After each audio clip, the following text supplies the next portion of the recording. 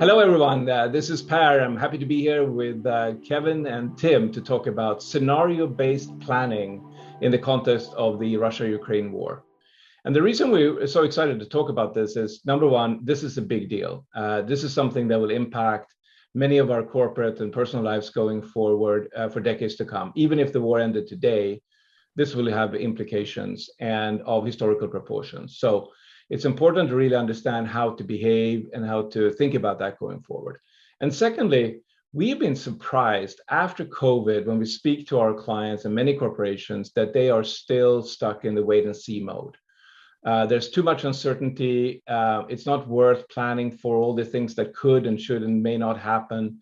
And it's just hard to deal with it. And we're a little bit surprised by that, because if there was ever a time and a crisis in the world where scenario-based planning should be something that everyone does, it's probably this. And this is one of the reasons we want to talk about it. It's an art and a science that's been around for a long time. It doesn't solve all the problems, but it's certainly a help for anyone who's trying to think through how to behave and how to protect their companies and their employees and their future in everything that's going on. So that's the topic of discussion. We're going to have a free-flowing discussion, talk a little bit about some of the facts, some of the frameworks, and have some recommendations at the end that what everyone can do if they want to take a step in this direction. First of all, let's talk a little bit about when and how to do scenario-based planning. When is it useful? When is it not? What is it good for, etc.? So maybe, Kevin, I'll hand over to you. You've been doing a lot of thinking about that. When should we use scenario-based planning? Yeah, Per, it's a great question. And I think it's something that should be done on a regular basis, not just in response to a circumstance like we're facing right now.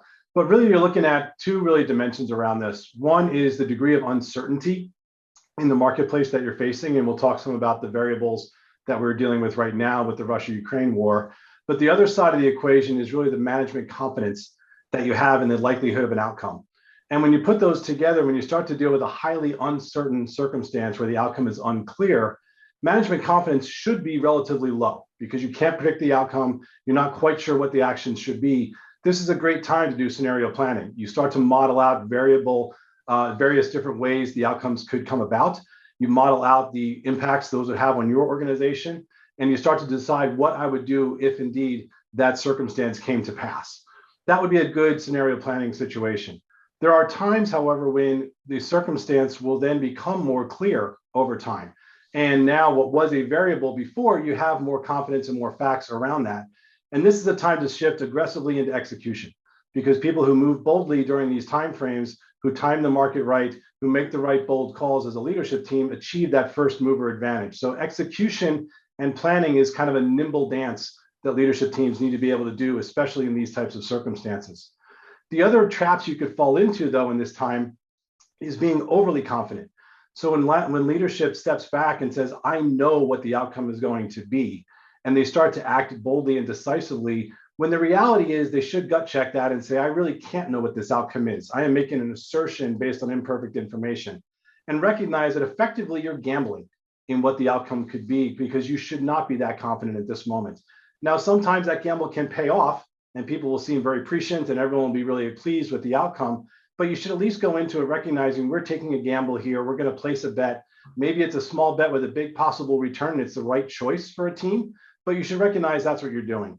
The other trap is a bit more dangerous, which is purely procrastinating, which is you get stuck in the analysis paralysis. You're waiting for perfect information to come about when it's not going to come about easily. And you're still sitting there debating the actions when your competitors are moving forward more boldly. And now you're left behind in taking those choices. So that's kind of the balance we see for what's the right time for scenario planning versus shifting into action. Right. No, that's great. And I mean, one of the steps also we always find is that companies struggle with what is a forecast and what's a scenario. And the good thing about forecast is if you can forecast with some degree of accuracy, do that first, right? You don't have to build a scenario about it. So one of the fascinating facts is that if any company has done a strategic plan or a business plan before February 24th, when the war started, chances are that several of the assumptions in that plan is already obsolete. And for that purpose, Tim from our chief economist office constantly monitors the things that we can forecast. And step one is get those things into your plan so you don't have to do scenario planning about it, and then get on with scenario planning. So Tim, what are some things, what are some directions of travel that we see for some of these key assumptions that are typically part of every business plan? Oh, thanks, Par. Hi, Kevin. How you doing? Hey, Tim. Great discussion that we had today. To use your analogy, Par, of the road travel, this is a rocky one from a macroeconomic standpoint. I'd just like to take us back to January when we were going through the Omicron wave and looking as forecasters and saying, well, it looks like we may actually be finally through all the uncertainty of the last 2 years. And then we entered another month into 2022, and it became clear that there was geopolitical risk, and we still see supply chain issues. And now I've got potential other headwinds coming down the pipe. And so if you're just looking from a macroeconomic standpoint, you're asking yourself, what has changed over the last 4 months? Let me throw some numbers at you. So the start of the year, we're expecting growth to be above 3% GDP growth. The first quarter contracted by 1.4%. Now, we expected a soft first quarter, but not necessarily that soft. There's some silver line there I'll talk about. If you move on to inflation, economists have probably should never be allowed to use the word transitory again, because we've been saying inflation is going to be transitory and transitory and transitory, but it remains high. The latest reading was 8.3%. That's down from 8.5 in March.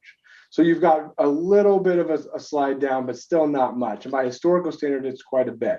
We're now forecasting that inflation will be above 6% at year end. That's a percentage point and a half above where we were in January. Just going down the list, what does that mean for the Fed, right? Well, higher inflation means more interest rate increases. We're now looking at a federal funds rate that could hit 2.5% by September potentially. That is a full almost percentage point or 1.5% above where we thought it was going to be in January. So some very aggressive movements here by policymakers to get in front of this inflation. And I want to step back even for a second and talk about what this means from a macroeconomic forecasting perspective. And so, Per, when you mentioned, and Kevin, you mentioned, getting the point estimate right, we're always trying to do that in macro, right? And we struggle to get even the next quarter, the next month number. That's an undertaking. To use a baseball analogy, if you're batting 300, you're doing quite well. But that's not what the world we find ourselves in at the moment. I'd say batting 200 in this current environment with all the uncertainty that we're facing, with all of the headwinds that we're facing, that would be a pretty good batting average. And so what is that? Why is that? It's because if we're talking about scenario planning, you want to think about not just where the point estimate is, but what those error bands are around your estimate. And those error bands have blown out. To Kevin's point, you're just thinking through, okay, what scenario A, B, and C? What if inflation's at 8.5? What if it's at 6? What if it's at 2? Right? All of those are possible outcomes, and the distribution of those outcomes is actually flatter than it used to be because we're not entirely sure where it's going to end up.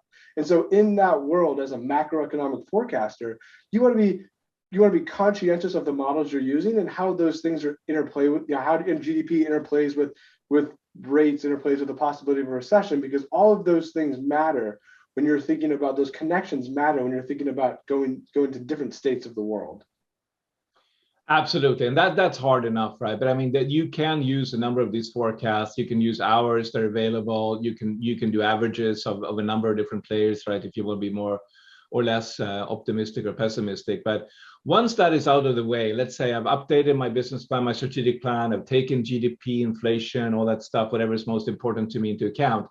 Then we start the scenario planning, right? Step one is figuring out what are the vectors of uncertainty. And in the ideal world, in the simplest world, you only want one. Unfortunately, this world is very complex. This conflict is very complex, right? So you can't just pick one vector. And in this case, we're thinking about the military side, we're thinking about the cyber, the economic impact, all these different things. And it's a vector because it has, a milder and a more severe impact. Think of it as stops along the subway station map, right? You can start and get off at any of these stops and you're in a different world. Kevin, take us through how did we land on these 5 vectors of uncertainty and some of the steps along the way? Yeah, Per, I think, as consultants, we'd love everything to fit into a nice, neat 2x2. But the reality is, you've got to deal with more complexity as you're talking about, especially, in the circumstance we find ourselves in now, which brings into the equation of military conflict that we've not really had in most of the world for quite some time. So these are new variables that people are having to contend with. So trying to scope this down into something that is both manageable and relevant to a leadership decision-making process is what you have to do. So we settled on 5 variables this time. One is around the military conflict itself. The kind of impetus for a lot of these other changes is being driven by this. And there's a degree and a spectrum of what could emerge in this, as we all read about daily. It continues to evolve, but you can imagine it staying just within the scope of the Ukraine.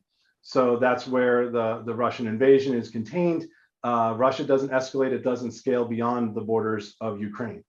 You could envision it crossing those borders and stepping into areas in neighboring countries. Broader parts of Western Europe could be involved in that.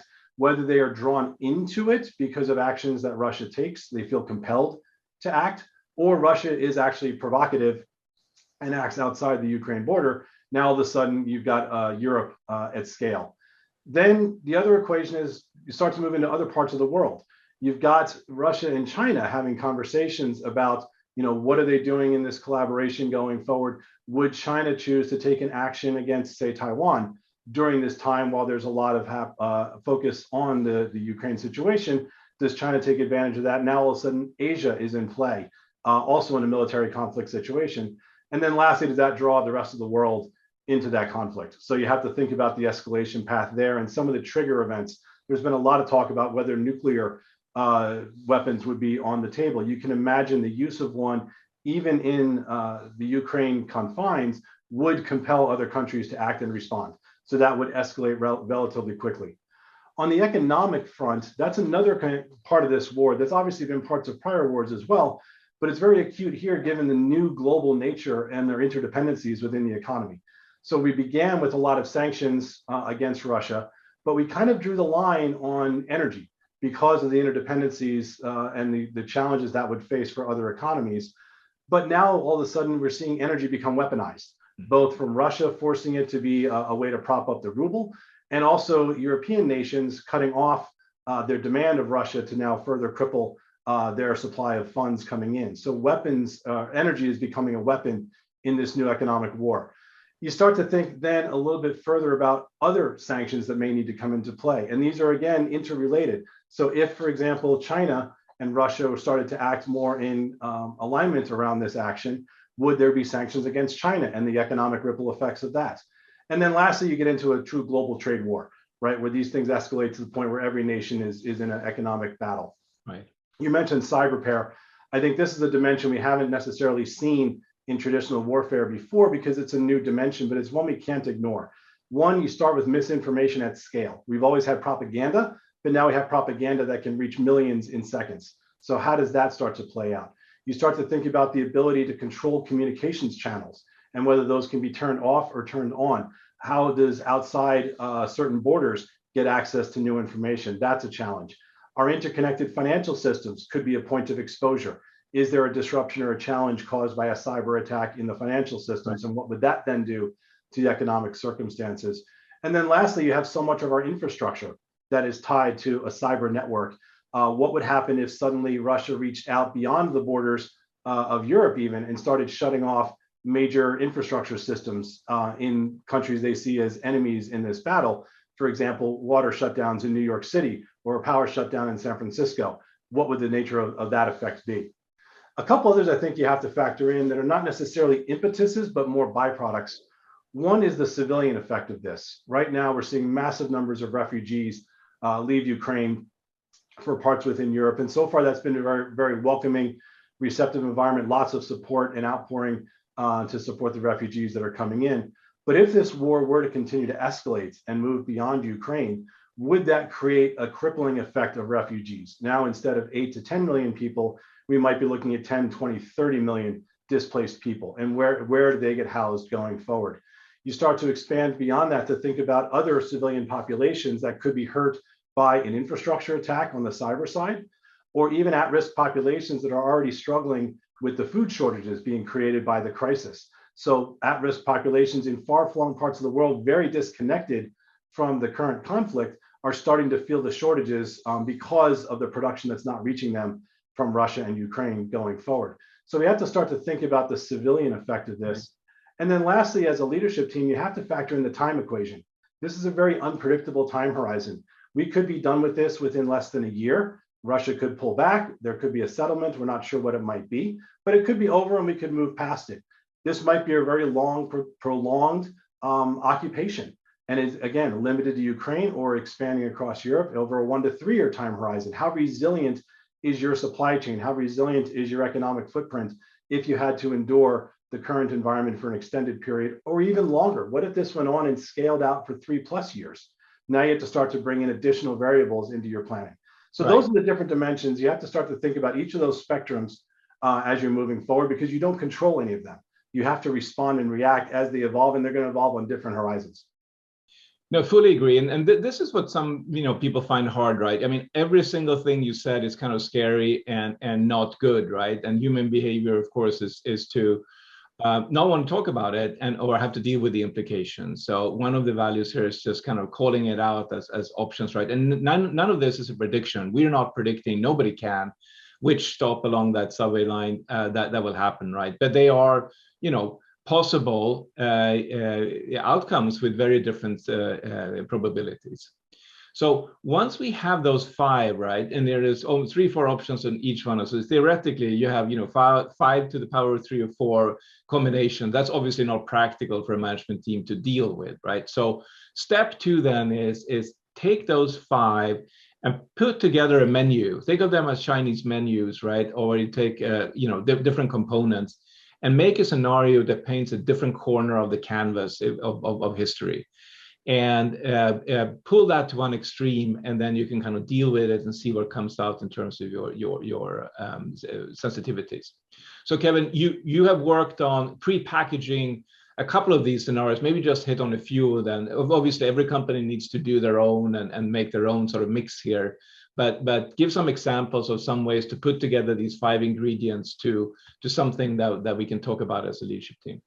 Yeah, and I think that point you made there is companies do need to consider what's most relevant and practical for their planning exercises, and draw the line at a reasonableness test that says, are we learning something from going through this exercise, or does it just feel like we're repeating ourselves? And some of the ways to do that is to think about the polarizing components of it, right? So on the smallest scale, we would have essentially a Ukraine invasion scenario where it is short duration, limited military conflict to Ukraine. It is over relatively shortly. It does not escalate from an economic or a cyber path along this way. And you hesitate to say it's the best possible outcome when you're dealing with such a travesty that's going on right now, but it could be over and done on the smallest scale possible. So that is one scenario that's worth modeling out. And what would you do as a decision-making team around that? On the far extreme end, you'd have pre-World War III, right? So all of a sudden it escalates on literally every front. The weapons used draw more organizations in. Russia scales beyond Ukraine. NATO gets involved. Now all of a sudden you have an escalation.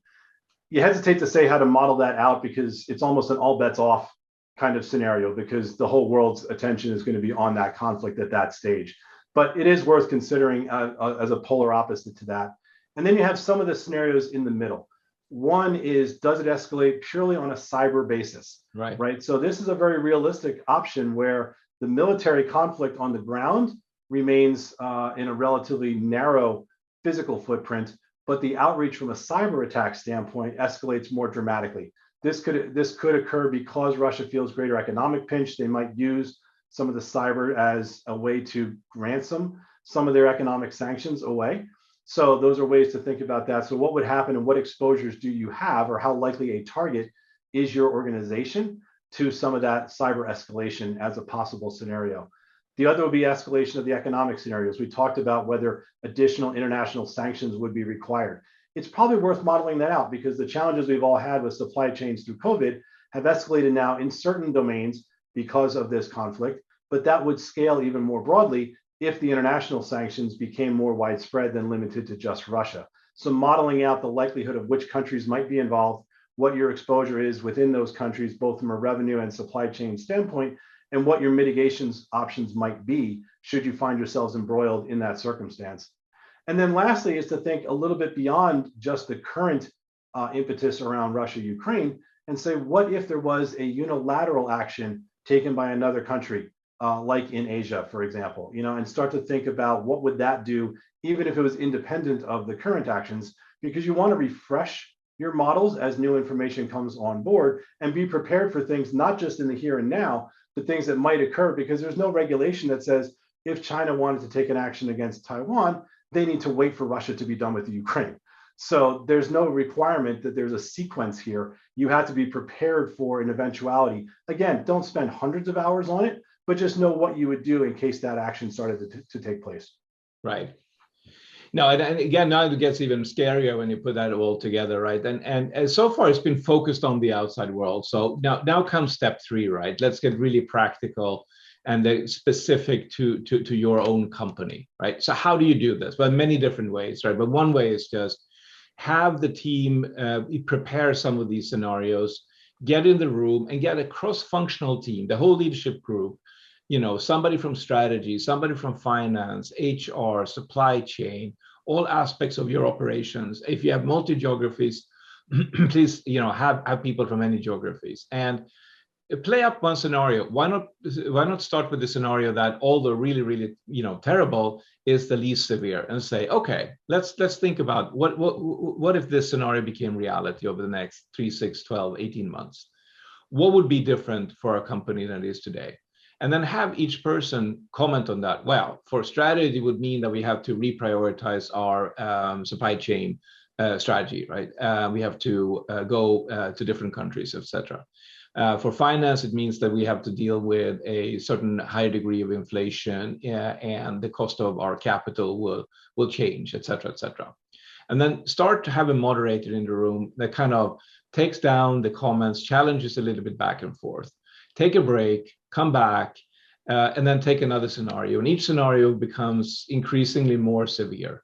And have the same person comment on the aspects of what the impact would be, both for their part of the company and for the company as a whole.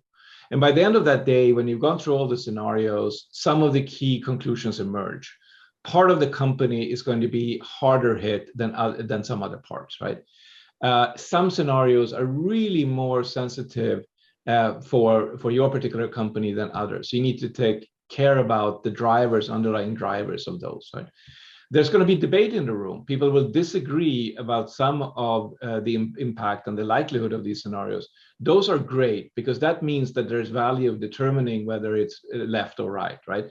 Launch more analysis, do some more facts, do some more detailed scenario planning to play out which one of those is most likely. And then take back the keys of what, end up with 5, 10 key uncertainties, key sensitivities, and prioritize them on likelihood and potential impact on the company. Those become your planning actions, right? And divide it up and go deeper, get more facts, monitor more closely, etc. And just by doing that, the mindset and the awareness and the preparations for taking decisions quicker have already been achieved. And the more you learn and the more detailed you prepare, the better it can all be. So that's kind of step 3 of the process, if you will. So Kevin, think through, if we are now a random company here in the world and we're interested in this, depending on how urgent you feel it is, et cetera, what are some next steps that every company should think about doing, no matter how severe you think the impact will be for you or your customers or your partners? No, I think the exercise you laid out is a great next step. The one thing that comes out of that exercise then is a set of potential mitigation actions that if this scenario emerged, what would we want to do in response to that? And what you need to qualify those mitigation actions on is how long would it take to enact that change, right? So something that could be done within a day or 2, if you have the flexibility to do that, that's great. We don't need to invest a lot in maintaining that option because we can make a pivot relatively quickly and offset this exposure. If the offset is going to take itself several months to implement, the question is there a prudent choice you should be making to build up a what if scenario plan, but also start to take some of those preliminary actions? If diversifying your supply chain, for example, is something you believe is a great mitigator for several different scenarios on the horizon, that's a multi-year kind of discussion, right? Where you need new suppliers, new partners, new distribution channels, et cetera. So that's not something you're going to change overnight. It might be prudent, even though there's a short-term cost to do so. You may move to a new diversified supplier base, over the next couple of years to give yourself more options down the road should a scenario emerge that causes your supply chain to be challenged. So understanding the time horizon of the response will dictate some of the actions you should start to take sooner rather than later in the no regret space. Absolutely. So, I mean, 5 key things to take away. Number one, you got to recalibrate your forecast. That's the easy part. You got to do it and keep doing it as more data comes in. Tim is looking and his team is looking at this, on a regular basis. There are a lot of forecasts coming. You got to do that. That's basics, number one. Number two, start the scenario planning process. Start thinking about the vectors of uncertainty, put together a few of those, right? And be ready for a discussion. Number three, get the team together, get the cross-functional leadership team together, maybe at the top level, maybe at parts of the company that's going to be, and have some version of that dialogue, right? And then take the industry and function specific. Every company will not be impacted the same. Different industries will be seeing quite different impact, and every function within every company will have a unique footprint, if you will, right? So draw those implications, and then go finally develop the contingency plans. No matter how unlikely, that by putting some energy into that, you are much more likely to be able to take quick decisions and not be left behind when the world starts going, if you will, at that pace. So it's easy to say, hard to do in reality. Nobody can claim to have the crystal ball here, and it's not about having crystal ball. It's just don't wait and see. When there are things you can do now that can materially impact your ability to safeguard your company, your people, and contribute to minimize the impact of this entire crisis on the economic world. And with that, I just want to say thank you, Kevin. Thank you, Tim, for getting on and talking about it. Thank you for co-authoring the white paper with me. And for everyone out there, if you have any questions, any suggestions, ideas, or just want to have a dialogue about any of this, you're more than happy to reach out and pick up the phone or send an email, and we'll be in touch. Thanks, guys. Thank you.